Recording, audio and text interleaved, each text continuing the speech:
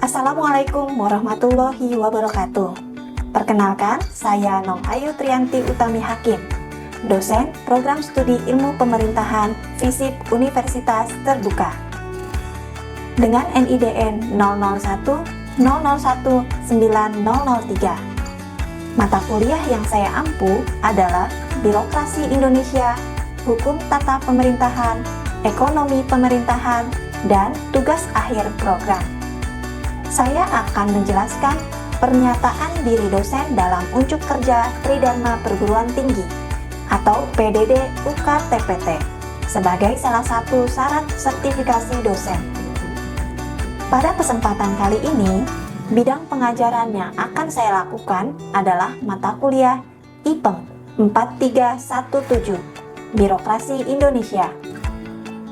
Mata kuliah Birokrasi Indonesia berbobot 3 SKS, merupakan mata kuliah inti program studi dan berada pada semester 4. Menggunakan metode DIY, Delivery, Interaction, and Assessment.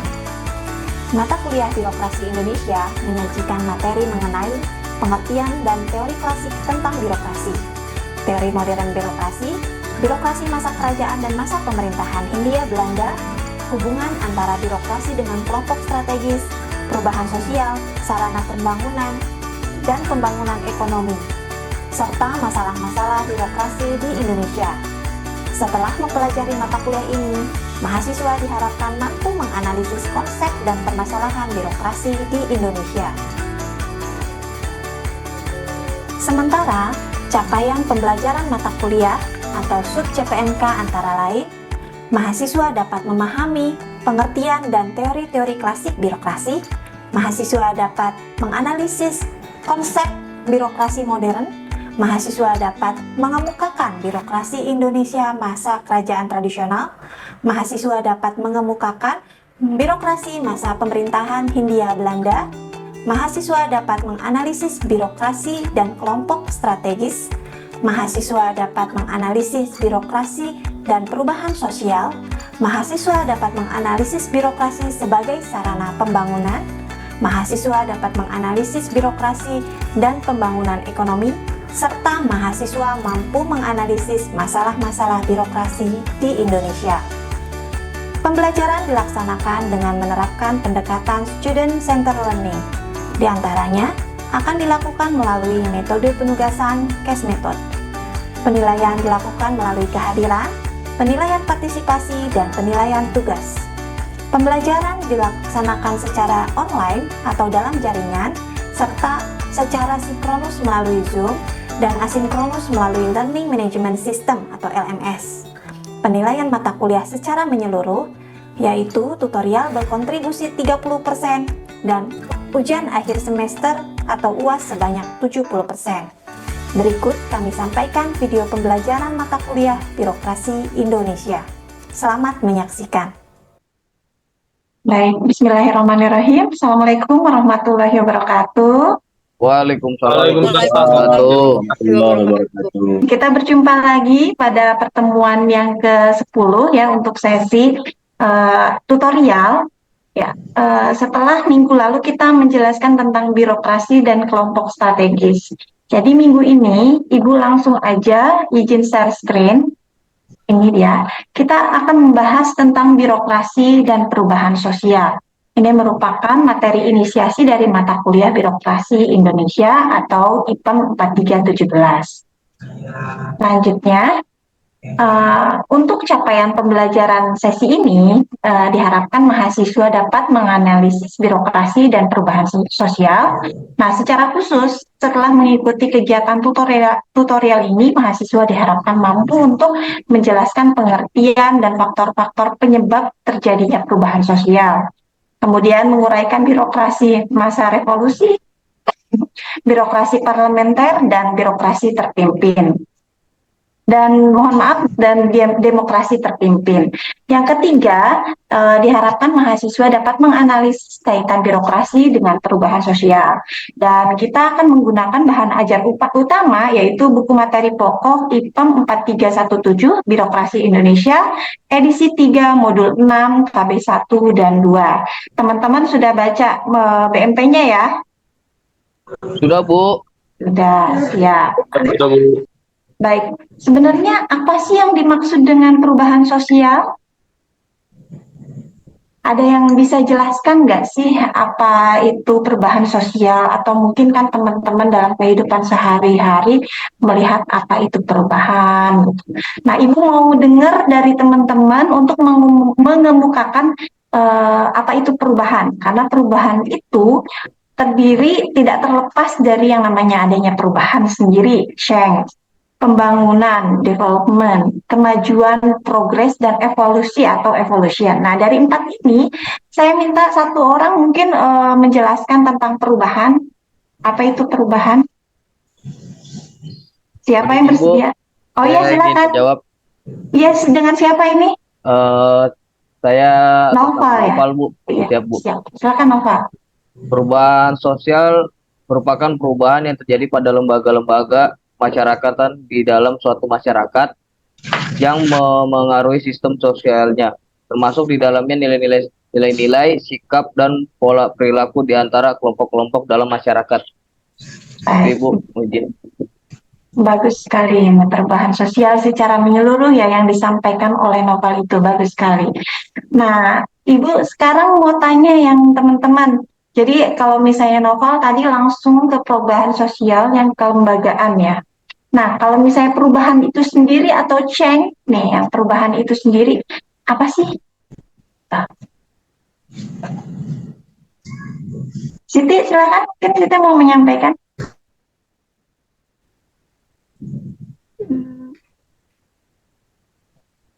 Mungkin untuk perubahan bisa dari tadinya yang kalau dari sistem demokrasi yang tadinya belum sistem demokrasi menjadi sistem demokrasi di pemerintahan birokrasi. Jadi maksudnya ini Siti ya, jadi yang tadinya bukan sistem demokrasi menjadi sistem demokrasi. Berarti ada yang berubah ya, ada yang change gitu. Kayak kita aja dulu, yang tadinya sebelum ikut kuliah, ikut tutorial nggak paham. Jadi paham, itu ada perubahan. Jadi ada perbedaan dari sebelum dan sesudah gitu ya. Nah, kalau misalnya yang dimaksud dengan pembangunan ini, itu apa tadi? Mungkin ada yang mau menyambung, bangun rumah, gitu kan? Bangun rumah tuh dari fondasi dulu pembangunan, gitu. Ada apa nih dari pembangunan? Ada yang ingin menyampaikan? Karena kita teman-teman, kita konsepnya itu student center, jadi diharapkan teman-teman untuk aktif ya berdiskusi. Ya, mungkin pembangunan ada yang tahu? Siti mau nambahin lagi atau yang lain? Untuk di bagian pembangunan sepertinya ada kebijakan dari pemerintah seperti untuk membangun jalan ke pelosok desa sebagai sarana transportasi, Ibu. Iya, bisa juga ya. Pembangunan itu ada berarti infrastrukturnya ya, ada yang dibangun gitu dari pemerintah. Ya pada dasarnya sama sih ya, perubahan sosial itu ini pembangunan itu dengan pembangunan yang kita ketahui. Kalau teman-teman misalnya di dalam suatu proyek itu lihat ada pembangunan jalan, ada pembangunan apa. Nah, itu berarti ada step. Nah, seperti perubahan ini saling berkaitan. Jadi pembangunan itu yang darinya tidak ada menjadi ada juga bisa. Kayak kita imajinasikan dalam membangun rumah kan kita bikin dari beli sebidang tanah, membuat fondasi, membuat tembok sampai ke atap gitu kan ada pembangunan. Nah, kita lanjutkan ke kemajuan. Jadi setelah ada perubahan dan pembangunan itu gak terlepas dari kemajuan. Jangan sampai yang namanya perubahan sosial itu malah jadi kemunduran gitu ya. Jadi kita arahnya menuju kemajuan. Dengan adanya perubahan sosial, yaitu adanya perubahan dari yang misalkan tadi disampaikan oleh novel kelembagaan gitu ya, perubahannya itu dari segi lembaga, terus dari Siti menyampaikan pembangunan yang tadinya sebelum demokrasi menjadi demokrasi itu jadi ada perubahan, lalu harus ada kemajuan gitu kan. Kemajuan itu kita step menjadi arah yang lebih baik gitu. Nah, itu semua sama dengan yang namanya evolusi. Evolusi ini sama, yaitu istilah juga perubahan.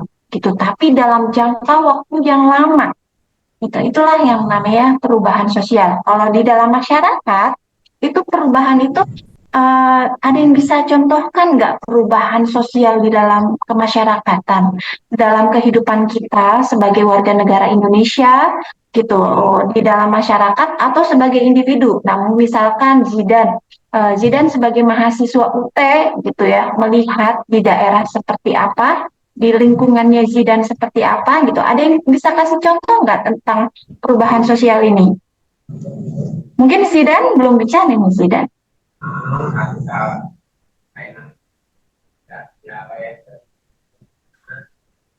Ada? Ya Zidan?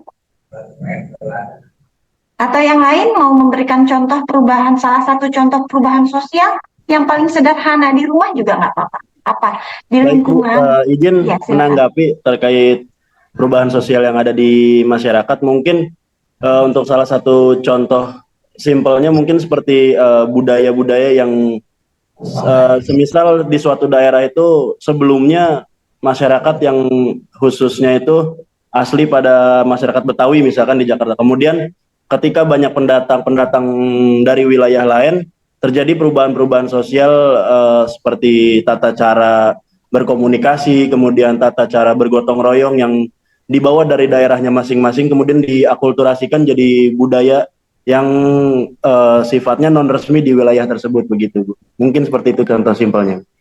Bagus sekali nih Revka ya, kasih contoh tuh benar-benar yang real dalam kehidupan sehari-hari. Misalkan ada orang, misalnya di ibu kota notabene ke kota maju yang biasanya individualistis gitu kan, tiba-tiba ada orang yang pindah ke daerah ibu kota, ya banyak ya yang dari daerah mencari kerja dan lain sebagainya datang ke ibu kota. Nah, budaya yang dari daerah sebelumnya dibawa ke ibu kota, lalu kemudian ada adaptasi dan jadi kultur baru gitu ya, ada perubahan-perubahan yang tadinya jarang nyapa jadi punten, permisi, numpang lewat, saling sapa, apa kabar gitu. Iya benar. Itu bisa jadi salah satu contoh perubahan sosial yang sederhana. Nah, sebenarnya kita harus tahu dulu faktor-faktor faktor-faktor yang menyebabkan adanya perubahan sosial. Kita lanjutkan ke slide berikutnya. Nah, jadi di sini ada sumber perubahan sosial yang tadi disebutkan oleh Revka, ya. Di sini ini nggak kelihatan, bentar ya, izin. Zoomnya. Ini teman-teman melihat yang ini full nggak PowerPoint-nya? Melihat full nggak? Atau dari Ibu aja ini agak ada 3 tahapan Bu, ada 3 tahapan. Dari sumber, kemudian faktor internal eksternal, kemudian baru rincian penemuan, baru gerakan sosial yang kami lihat seperti itu Bu. Oke, ya betul ada 3 tahapan ya. Soalnya Ibu di sini agak kehalangan sama Zoom-nya nih. Nah, jadi memang ini sumber perubahan sosial itu dibagi menjadi 2, yaitu faktor internal atau faktor dari dalam dan faktor eksternal atau faktor dari luarnya atau dari lingkungannya. Nah, faktor internal ini yaitu seperti penemuan baru. Adanya nih penemuan baru itu kayak misalnya tadinya kita tahu dulu belum ada listrik. Ibu waktu kecil pernah ya mengalami yang belum ada listrik. Ada penemuan listrik menyebar di seluruh Indonesia gitu kan. Jadi itu penemuan baru juga otomatis mempengaruhi perubahan yang ada di masyarakat. Kemudian ada gerakan sosial. Nah, ini internal juga di dalam masyarakat ada gerakan-gerakan itu contohnya seperti pada saat reformasi gerakan sosial. Tahu sendiri ya reformasi gerakan sosial terjun ke jalan gitu untuk itu DPR gitu menurunkan atau melengsarkan masa Orde Baru, itu juga mempengaruhi perubahan sosial. Lalu demografis itu juga dari demografis masyarakatnya itu sendiri gitu ya, dari misalnya dia kayak tadi juga salah satu contohnya Revka gitu, orang tinggal dari daerah datang ke ibu kota gitu. Kemudian ada konflik juga, itu juga bisa jadi salah satu sumber perubahan sosial. Jadi itu yang ada di internal. Internal di sini, dan mohon maaf kelewat ya, ini ada karisma individu juga ya. itu masuk ke dalam internal di dalam kehidupan bermasyarakat. Jadi kalau misalnya sosial, kita tahu sendiri sosial itu kita berinteraksi dengan antar masyarakat, antar individu, individu dengan masyarakat, masyarakat dengan masyarakat, atau masyarakat dengan individu, dan bahkan dengan pemerintahnya, gitu ya. Ada korelasinya. Nah, kemudian kalau misalnya faktor eksternal itu yang di luar, bisa dari luar gitu. Jadi kadang di luar kendali kita. Kalau masih internal ini masih kita bisa kendalikan atau masih bisa kita jangkau gitu. Kalau misalnya ada penemuan, berarti kita yang menemukan, atau masyarakat kita mendapatkan penemuan baru, ilmu baru gitu. Gerakan sosial pun masih bisa kita jangkau. Kalau eksternal itu agak sulit ya. Maksudnya ini di luar kuasanya kita. Ada hal asing, misalkan budaya asing yang masuk ke kita. Berarti budayanya dari luar kan, bukan dari kitanya yang datang. Seperti tadi Reva, itu budaya asing kan, walaupun beda daerah kan anggap asing. Di dalam masyarakat Jakartanya itu berarti sama dengan budaya asing. Nah, kemudian penjajahan, karena Indonesia juga mengalami penjajahan Hindia Belanda dan Jepang ya, itu juga bisa mempengaruhi perubahan sosial yang ada di Indonesia. Nah, lingkungan alam, lingkungan alam ini juga di luar kendalinya kita ya, makanya ini masuk ke faktor eksternal. Contohnya mungkin siapa yang bisa ngasih contoh faktor perubahan sosial di lingkungan alam? Saya coba mau Jidan deh, kayaknya Jidan sempat share karena Jidan sambil kerja ya. Nah, di BPBD, Jidan ini sambil kerja di Badan Penanggulangan Bencana Daerah, gitu. Siapa tahu nih, apa sih contoh yang bisa diambil gitu, di Jidan saksikan ketika bekerja. Halo Jidan. Ya Bu, izin Bu, untuk Iya. salah satunya yang kita alami saat ini di Indonesia adalah kekeringan Bu. Kekeringan. Iya Bu. Iya. Betul, sekarang lagi musim kemarau ya, jadi memang kekeringan. Coba contohin, ini kekeringan bisa bikin perubahan sosial seperti apa? Contohnya. Salah satu contohnya ya berdampak ke masyarakat yang terjadi. Contohnya kan biasanya kalau kekeringan ini hawa panas jadi meningkat, dan banyak juga kayak tempat-tempat yang mudah terbakar. Betul. Dan itu ketika contohnya rumah yang terbakar bisa dari ekonomi korban tersebut Bu, salah satunya. Ya. Jadi misalnya kekeringan. Makasih Jidan ya. Jadi memang ini kekeringan itu salah satu faktor di luar kendali kita ya, faktor eksternal yang menyebabkan perubahan sosial. Kalau tadi Jidan sampaikan kayak mempengaruhi suhu panas, kebakaran. Bahkan yang paling mudah itu yang sehari-hari kita aja, air. Yang tadinya air melimpah, kita lihat di media massa gitu, di TV, itu jadi ngantri orang untuk ngantri air gitu, atau ke sumur yang sumurnya udah kering, bahkan itu bisa jadi konflik itu saking adanya masalah alam gitu, masalah alam. Belum lagi nanti kalau misalnya kekeringan, kasusnya Bromo gitu, itu jadi mempengaruhi secara langsung atau tidak langsung, itu dapat mempengaruhi adanya perubahan sosial. Dari segi ekonominya, yang tadinya ekonomi teman-teman yang di masyarakat itu tidak perlu mengeluarkan uang untuk air, jadi harus beli air galon, atau di daerah itu pakai dirijen, tahu nggak sih, yang buat minyak biasanya ya, itu nyata beli di situ, mukulin galon, mesin segala macam. Nah, itu memang ada perubahan sosial. Jadi ada interaksi sosial yang berubah. Bagus ya Jidan. Ini sampai sini ada yang ingin ditanyakan? Cukup Bu. Tidak, cukup ya. Kita Cukup, lanjutkan Bu. dulu.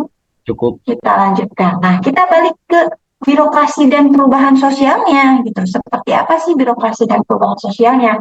Nah, Anna Good dan Peter McKelway itu menjelaskan beberapa perubahan yang terutama diakibatkan pembangunan ekonomi, di mana terlihat adanya peranan yang kuat dari birokrasi dalam pembangunan yang mengakibatkan terjadinya perubahan-perubahan, yaitu mulai dari teknologi baru, perubahan kelembagaan, ya tadi sudah dijelaskan juga, Lalu sikap birokrasinya ini terhadap prioritas pembangunan. Ini dari sini, dari 3 hal ini, ada yang ingin menceritakan atau ada yang ingin bertanya? Setelah ini kita akan ada kasusnya ya, studi kasusnya. Ada yang ingin bisa menjelaskan nggak? Contohnya teknologi baru itu seperti apa sih yang saat ini ada gitu. Ini teman-teman lagi kuliah lewat Zoom, ini bukan teknologi baru. Ya kan? Termasuk teknologi baru. Iya, betul Reka. Kenapa coba? Bisa jelaskan nggak perbandingan dulu sebelum dan sesudahnya? Baik, izin Ibu menanggapi. Ya, Mungkin kalau perbandingan metode pembelajaran perkuliahan pada masa sebelumnya dibandingkan dengan sekarang, mungkin triggernya ketika pada waktu masa COVID-19 itu semua teknologi baru bermunculan untuk lebih virtual dan tanpa kontak begitu, mungkin seperti itu. ya, bagus sekali ya. Benar. Nah, pada saat COVID, ya, Ibu sepakat sama Reka bahwa COVID itu merubah perubahan sosial yang paling besar mungkin ya untuk abad sekarang ini. Paling besar itu perubahan di COVID, karena ini nggak cuma di Indonesia tapi seluruh dunia bahkan ya.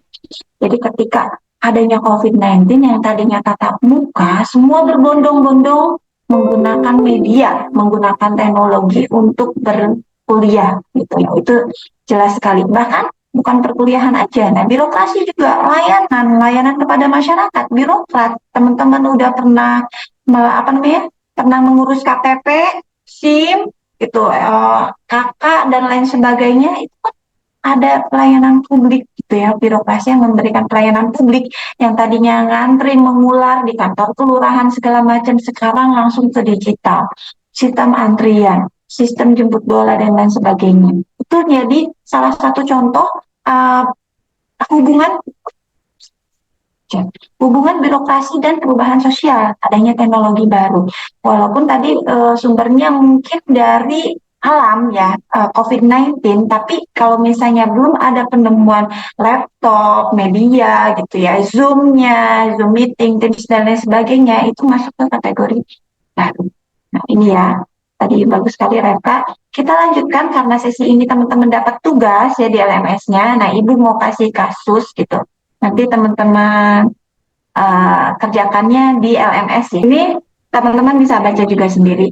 Nanti ini studi kasus ini yang tadi Noval baca, dan mungkin kalau yang baca itu intinya Noval udah paham. Nanti dikaitkan dengan apa yang tadi disampaikan oleh Anne Booth, gitu.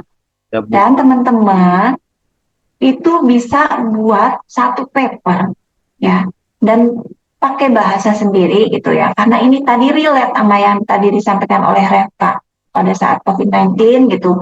Kita langsung menuju peralihan langsung ke menggunakan media, teknologi dan lain sebagainya, termasuk di sini dituntut untuk efektif dan kreatif ya, kreatif dan inovasi dan dari birokrasi. Nah, ini yang akan menjadi tugas teman-teman, jangan lupa di LMS dikumpulkannya ya, untuk jadi asesmennya teman-teman. Nah, untuk pertemuan hari ini, kita akan, nah dari apa yang tadi disampaikan, ini birokrasi dan perubahan sosial. Jadi kalau misalnya birokrasi itu selain menciptakan perubahan yang tadi dituntut oleh lebih kreatif dan inovatif, jadi si birokrasi ini juga bisa jadi perubahan. Termasuk yang tadi disampaikan pada masa revolusi gitu, pada masa Hindia Belanda, itu kan birokrasinya yang berubah, tentaranya yang berubah. Jadi dia menciptakan perubahan. Tapi juga si birokrat itu juga harus menyesuaikan diri terhadap perubahan yang terjadi di sekitarnya. Misalnya tadi pandemi COVID-19, jadi harus beradaptasi, harus menyesuaikan diri dengan adanya teknologi yang tadinya secara konvensional tatap muka menjadi hybrid, menjadi daring ya. Nah, terus masyarakat juga menuntut birokrasi, bila mana masyarakat menuntut birokrasi tidak banyak intervensi, misalkan birokrasi ABCD, dan dianjurkan oleh lembaga LSM ya, swadaya masyarakat, jadi si birokrat itu harus mendengarkan gitu. Karena birokrat itu dia posisinya sebagai pelaksana kebijakan. Dia harus mau mendengarkan masyarakat, ya, tapi tidak mendapatkan intervensi.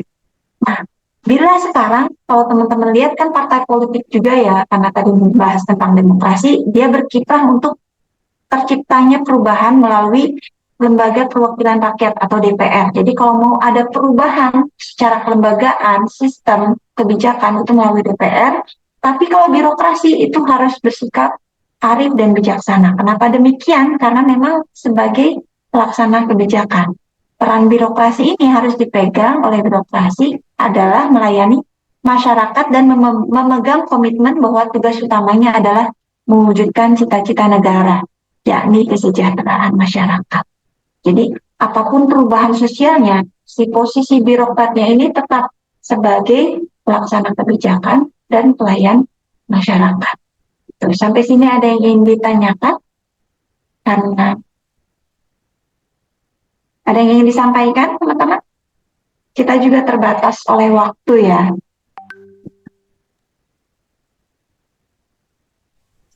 Coba saya lihat teman-teman. Ya. Sampai sini ada yang ingin disampaikan? Baik, Ibu izin saya bertanya. Ya, silakan Reka. Mungkin pertanyaan saya agak di luar dari konteks pembelajaran. Iya, boleh. Tapi yang pengen saya tanyakan gini, Bu. Menurut Ibu kira-kira apa yang bisa dilakukan untuk menjaga netralitas ASN pada masa pemilu 2024 nanti?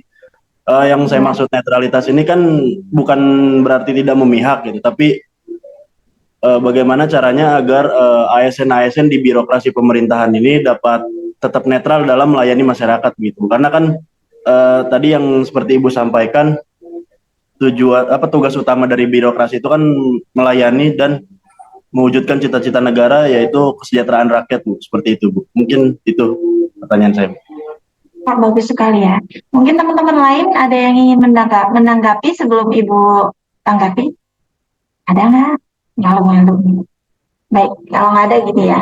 Jadi intinya adalah netralitas politik ASN pada masa apa? Pada masa pemilu. Nah, pemilu juga kan salah satu perubahan secara kelembagaan ya, yang tadinya adem ayem mulai menuju panas, mau kampanye, mau pendaftaran, bla bla bla. Gitu. Ini posisinya di mana? Jadi Reka harus tahu dulu posisi ASN di mana. ASN itu dalam undang-undangnya pun itu dilarang untuk kampanye, dilarang untuk aktif politik gitu ya. Ibu salah satunya gini. Jadi ketika menentukan jadi ASN dia harus bebas dari politik praktis. Tapi bukan berarti dia tidak berpolitik. Dia tetap memiliki hak politik, punya hak memilih. Kalau misalnya nanti pemilu, dia tetap memiliki hak itu sebagai warga negara sipil. Nah, untuk menjaga netralitasnya, kita balik lagi kepada aturan undang-undangnya. Itu harus komitmen. Dan kita sebagai masyarakat juga harus berperan aktif untuk mengawasi ASN yang berpolitik praktis. Itu ada undang-undang boleh dilaporkan ke Bawaslu. Itu juga sebagai untuk mengontrol ya ASN berpolitik praktis. Sampai sini mungkin itu jawabannya Ibu bisa dipahami, Reka. Siap, Ibu. Terima kasih jawabannya. Siap, makasih ya. Teman-teman ada lagi sebelum kita tutup, jangan lupa teman-teman untuk mengerjakan tugas tutorial yang ada di LMS. Apabila tidak ada yang ditanyakan lagi, Ibu akan cukupkan aja ya, kita cukupkan untuk materi kali ini terkait materi birokrasi dan perubahan sosial. Terima kasih Ibu, agak narsis ya. Gitu, nanti kita ketemu lagi di sesi berikutnya, yaitu terkait birokrasi sebagai sarana pembangunan. Jangan lupa teman-teman kerjakan tugasnya. Ibu mohon maaf apabila ada yang kurang pas atau ada yang kurang berkenan yang disampaikan. Terima kasih atas atensi teman-teman. Jangan lupa kerjakan tugas dan baca BMP-nya. Ibu tutup. Assalamualaikum warahmatullahi wabarakatuh. Demikian pernyataan diri dosen dalam unjuk kerja Tridharma Perguruan Tinggi atau PDD UKTPT. Terima kasih atas perhatiannya. Wassalamualaikum warahmatullahi wabarakatuh.